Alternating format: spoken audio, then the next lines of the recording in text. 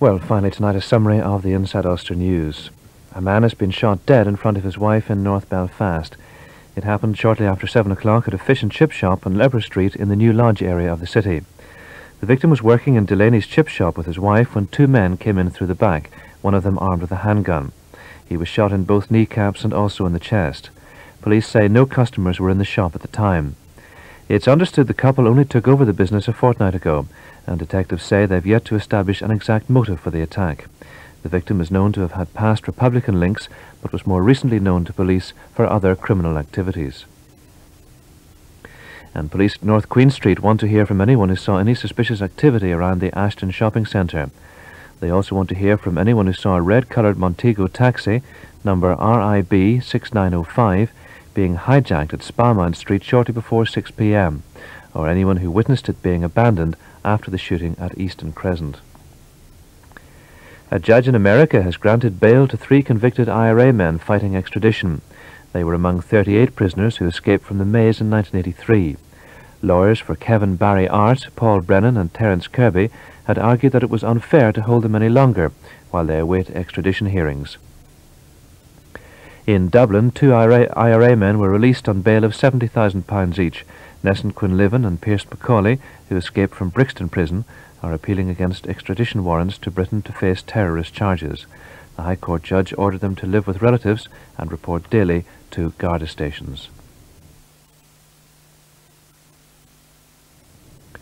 Sinn Féin has urged the International Arms Commission to examine shootings by the police and army in Northern Ireland, and has refused to discuss IRA weapons in isolation. The party president, Gerry Adams, said their talks were constructive and positive. The body was also addressed by the Irish government and the Catholic and Church of Ireland primates when it sat in Dublin. The Ulster Unionist and DUP leaders are predicting an election to an assembly in the new year.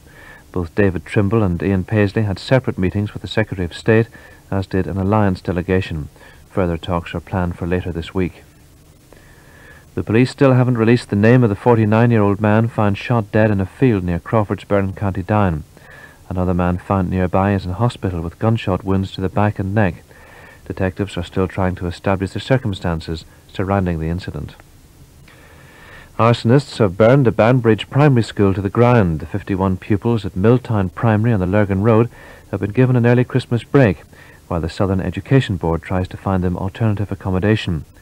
The board chairman, Councillor Archie McKelvey, said he'd nothing but contempt for people who could mindlessly interrupt the education of children and disrupt the community. That was the news. Now a look at the weather. Staying cloudy overnight with outbreaks of rain or drizzle in many places. The minimum temperature plus 3 degrees Celsius with light to moderate easterly winds becoming fresh tomorrow. The maximum tomorrow 5 degrees. And the further outlook for Wednesday, showery with sleet or snow over hills. Now some engineering information. Just a reminder that there may be some interruptions to transmissions on BBC One tomorrow, and that's as essential maintenance work is carried on throughout the day. I'm a real dummy. So what do I do as a pedestrian? I step straight into the road without looking. Hey, watch out! There goes a cyclist nearly off his bike. Look, that car's had to brake suddenly. Whoops. Now, if I wasn't such a dummy, I'd always stop, look, and listen before stepping out. I'd find a safe place to cross where I can see the road clearly and where everyone else can see me. Don't be a dummy. Consider others. Remember, you're not the only one on the road. That was a public information film.